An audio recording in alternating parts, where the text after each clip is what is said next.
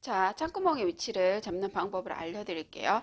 원단을 이렇게 겉과 겉이 맞대어지도록 이렇게 접으신 다음에 창구멍을 제외하고 둘레를 바느질 해주시는 거거든요.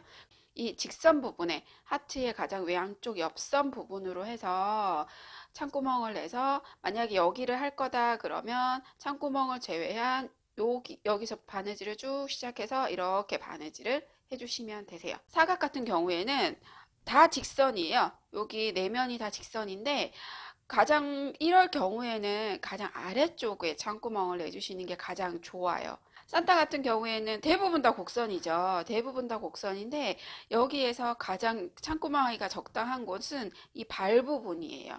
발 부분이 비교적 평평하고 다른 곳에 비해서는 평평가 제일 아래쪽에 있기 때문에 창구멍을 여기를 내주시면 되세요. 자, 이 펭귄은 가장 평평한 옆쪽, 위쪽보다는 항상 위보다는 양쪽 옆이나 아래가 제일 좋고요. 그리고 아래쪽이 가장 좋긴 한데 아래쪽이 안 된다 그러면 옆쪽에서 가장 평평한 쪽으로 창구멍의 위치를 잡은 다음에 창구멍을 제외하고 둘레를 바느질을 해주시면 됩니다. 창구멍의 위치를 정했다고 하면 이제 바느질을 해줘야 되는데 이렇게 원단이 두 장이 맞대어져서 바느질하는 경우에 대부분 바느질은 박음질 또는 반박음질을 합니다. 그리고 그게 아니면 아주 촘촘한 홈질을 하셔도 상관없어요. 그런데 중요한 거는 바느질을 하실 때 실을 조금 당겨 주셔야 되고요. 가능하면 좀 촘촘하게 바느질을 해주시는 게 좋아요. 자, 제가 한번 보여드릴게요. 박음질을 할 건데요.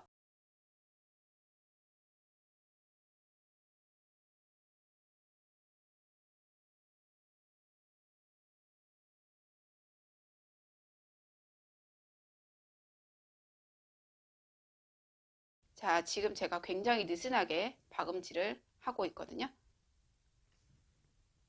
자, 여기 박음질 했어요. 자, 이번에는 실을 조금 당겨 볼까요?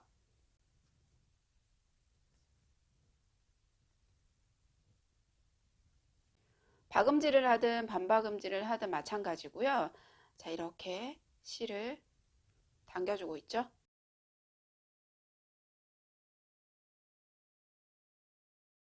자, 차이가 느껴지시나요? 여기 지금 느슨하게 바느질한 거, 촘촘하게 바느질한 거, 그리고 실도 약간 당겨졌죠. 원단이 여기서 살짝살짝 울고 있죠. 그런 것도 상관없으시고요. 자, 이제 홈질을 한번 해볼게요. 홈질은 홈질로 바느질을 하실 때는 바늘땀의 간격이 작아야 돼요. 자, 이런 식으로 홈질로 바느질을 하셔도 돼요. 근데 너무 바늘땀이 커지거나 느슨해지시면 안 돼요, 홈질은. 자, 이런 식으로 바느질. 홈질이 아무래도 속도가 더 나죠. 그런데 홈질 같은 경우에는 원단 이렇게 당기면 이렇게 당겨지잖아요. 주름이 잡힐 수 있기 때문에 중간중간에 다시 박음질 처음에 시작할 때는 박음질식으로 돌아갔다가 다시 앞으로 이렇게 해주시면 돼요. 이렇게 바느질이 됐는데요. 뒤집어서 이게 어떻게 되나 한번 볼까요? 자, 원단을 우리가 천구멍으로 뒤집은 다음에 솜을 넣게 되면 원단이 이렇게 당기죠. 원단이 이렇게 당겨지는데 차이가 느껴지세요? 여기는 느슨하게 바느질이 되면서 원단이 지금 당겼을 때 안쪽이 보이죠. 그리고 실이 보이잖아요. 실이 보여서 예쁘지 않아요. 그러니까 예쁘지 않다기보다 좀 덜 예쁘죠. 덜 예쁜데 옆쪽으로 촘촘하게 바느질한 부분은 원단이 두 개가 딱 맞물려 있으면서 실이 최대한 보이지 않죠. 이렇게 바느질을 해주시는 게 더 예쁘게 만드실 수가 있어요. 자, 제가 드리고 싶은 말씀은 너무 바느질할 때 원단이 지금 그 바느질하기 전 상태 그대로 평평하게 있어야 된다라고 생각하지 않으셔도 돼요. 그러면 바느질하기가 더 어렵거든요. 원단이 좀 울어도 돼요. 지금 여기처럼 울어도 되고요. 조금씩 울어서 이게 원단이 뒤집어졌을 때 아무 상관이 없어요. 솜을 넣으면 크게 차이 나지 않아요. 자, 이거는 제가 미리 바느질을 해 놓은 건데 지금 보시면 여기 부분이 울죠. 여기 부분이 울어도 이게 뒤집어지면 크게 표가 나지 않아요. 크게 상관이 없기 때문에 한번 뒤집어 볼까요?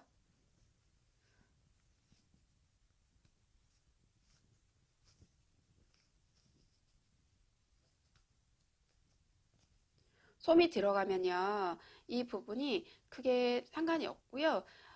울어도 크게 신경 쓰지 않으셔도 돼요. 자, 이렇게. 이런 식으로 되는 거고요. 자, 여기에 그러면 솜을 한번 넣어 보도록 할게요.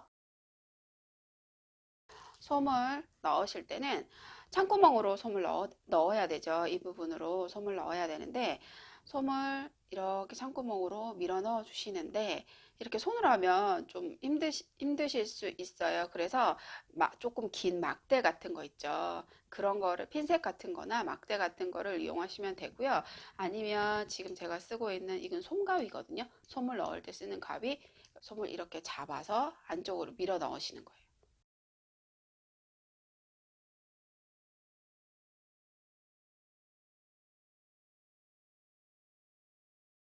솜가위가 없으시면 이렇게 손으로 이렇게 넣으셔도 상관은 없으세요. 어느 정도 솜이 들어갔으면 여기 지금 울퉁불퉁한 게 약간 보이세요? 여기가 더 많이 들어가고 여기가 덜 들어갔죠? 그러면 손으로 얘를 이렇게 손으로 비벼주시면 솜이 어느 정도 위치를 잡고 평평하게 만드실 수가 있어요.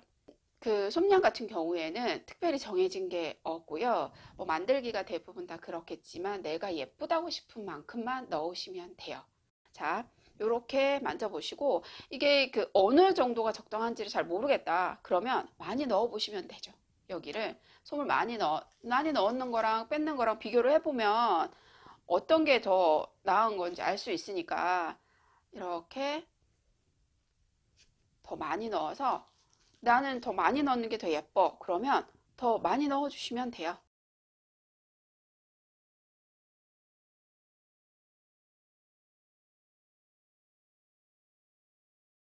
창구멍은 자 이제 여기 솜이 들어간 부분 이 부분 바느질을 해보도록 할게요. 요 부분이 창구멍인데요. 창구멍은 공구르기로 바느질을 합니다. 전에 제가 올려드린 적이 있는데요. 다시 한번 보여드리면 자 원단이 이렇게 안으로 접혀져 있죠. 이 부분은 안쪽에서 바느질 할 때 바느질 했을 때 그 시접 부분만큼 접어서 들어간 거예요. 자 이렇게 시접을 다시 한번 정리를 해주고요. 자, 그리고 바늘을 매듭을 지은 다음에 요 바느질 요 끝부분 있죠? 끝부분에서 바늘이 나오도록 빼주세요. 이렇게.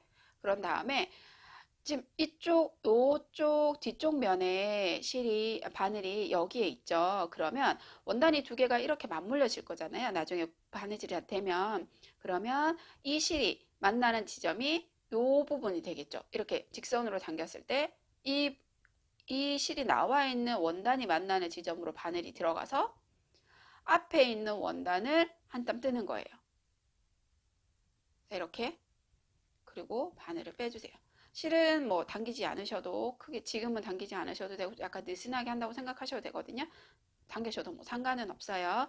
자, 그리고 다시 이 실이 당겼을 때 원단이 이렇게 맞물렸을 때 두 개가 마주치는 부분 여기 실이 있는 부분하고 이 두 개가 이렇게 원단이 당겨졌을 때 마주치는 부분이 이 정도 되겠죠. 그러면 이 부분으로 여기로 원단이 들어가서 한 땀. 이렇게. 자, 이런 식으로 하시는 거예요. 다시 여기서 이렇게 앞쪽으로 당겼을 때 자, 이렇게. 보통 창구멍 바느질을 하실 때 모양이 안 예쁘게 나오는 거는 위치를 잘 찾지 못해서 그러시는 거예요. 자, 여기서 이제 실을 한번 당겨 볼까요? 실을 당기면 두 개가 이런 식으로 맞물려지는 거예요. 창구멍을 막는 공구르기가 어려우신 경우는 그 바늘이 들어가는 위치를 제대로 잡지 못해서 그러시는 거예요. 자, 원단 실이 지금 여기 나왔죠? 그러면 아까 말씀드린 대로 이렇게 당겼을 때 바늘이 여기로 들어가야 돼요. 여기 실이 직선으로 이게 원단이 두 개가 맞닿아지는 이쪽으로 들어가야 되는데 일로 들어가지 않고 여기가 앞쪽으로 들어가거나 뒤로 들어가면 그 부분만큼 원단이 울게 되고요. 그 부분만큼 실이 더 보이게 되기 때문에 바느질이 예쁘게 보이지 않아요. 자, 다시 한번 해볼게요. 자, 여기를 앞쪽으로 이렇게 들어가야 되는 게 맞는데 제가 여기를 이만큼 바느질 했어요. 자, 위치를. 자, 다시 여기서는 다시 또 앞쪽으로. 원래는 이렇게 직선이 원단이 당겨졌을 때 이렇게 여기 부분이 바느질이 돼야 되는데 이거를 생각하지 않으시고 다른 위치로 그냥 바늘을 이렇게 넣어 버리시면, 자, 보세요.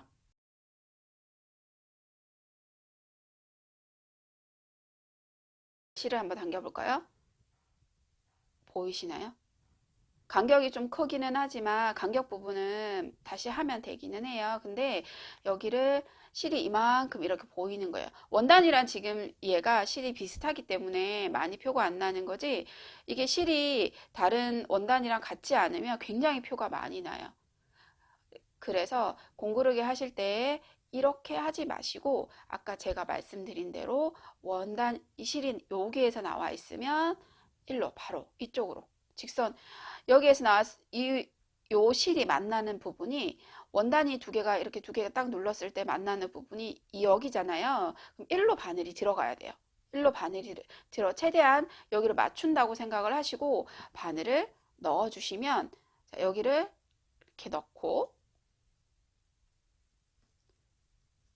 자, 여기를 넣었죠?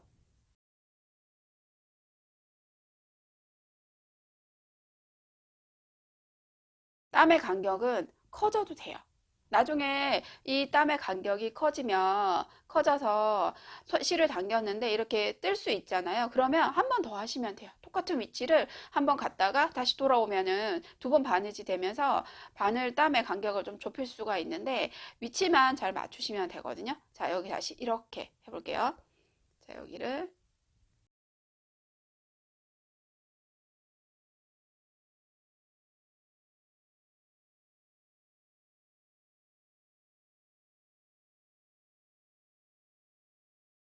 자, 이런 식으로 바느질이 됩니다. 여기 보시면 길게 보이는 부분은 아까 처음에 제가 위치를 잘못 맞춰서 바느질한 부분이 이렇게 보이는 거고요. 바늘 실이 거의 표시가 나지 않는 부분들 같은 경우에는 맞게 공구르기를 해준 거예요. 자, 이렇게 공구르기를 한 다음에 마지막 매듭을 지어야 되죠. 이제 여기서 바느질이 다 됐어요. 그러면 마지막 매듭을 지어줄 때는 이제 매듭을 안쪽에서 지을 수가 없잖아요. 얘가 다 막혔으니까 바깥쪽에서 매듭을 지어줍니다. 자,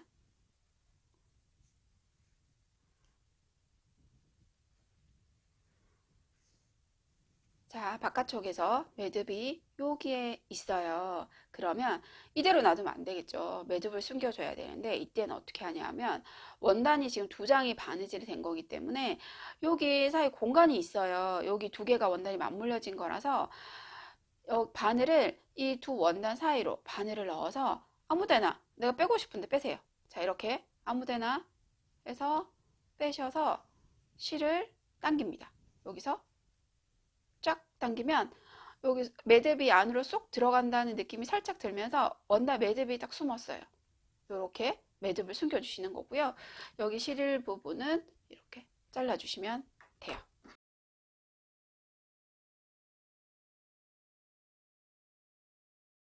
자, 이제 두 원단을 바느질이 다 되고 나면 원단을 뒤집고 솜을 넣어 주셔야 되는데요. 그 전에 시접 부분에 가위집을 좀 넣어 주시면 좋아요.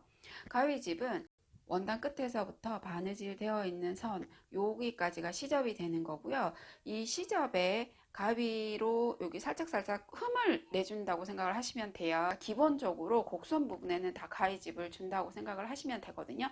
근데 처음 하시는 분들이나 가위집 익숙하지 않으신 분들은 간혹 너무 많이 가위집을 주시면 실을 바느질한 이 실까지 잘라버리는 경우가 간혹 종종 발생을 해요. 그래서 처음 하시면 꼭 필요한 부분만, 많이 하지 마시고 꼭 필요한 부분만 가위집을 주셔도 되세요. 지금 이 눈사람 같은 경우에는 대부분 곡선인데요. 여기에서 꼭 필요한 여기 이 안으로 쏙 들어가는 이런 부분에는 여기 그 시접이 당기기 때문에 가위집을 꼭 주셔야 돼요. 그러니까 여기, 여기, 여기, 여기, 여기, 여기, 여기는 가위집을 준다고 생각을 하시면 되고요. 자, 가위집을 어떻게 주느냐? 시접 부분에 가위로 살짝 잘라주시면 돼요. 근데 여기 자르실 때 바느질 선이 잘리면 안 되겠죠. 그러니까 그 부분을 주의를 하셔서 이런 식으로 시접을 잘라주시면 돼요. 지금은 얘가 원단이 뒤집기 전이기 때문에 이렇지만 이게 원단이 뒤집어서 안쪽으로 들어가 버리면 이쪽 끝부분이 원단이 당길 수밖에 없거든요. 그래서 그러니까 공간이 벌어질 수 있도록 이렇게 공간 여유를 만들어 준다고 생각하시면 돼요. 자, 이런 식으로 해주시면 됩니다.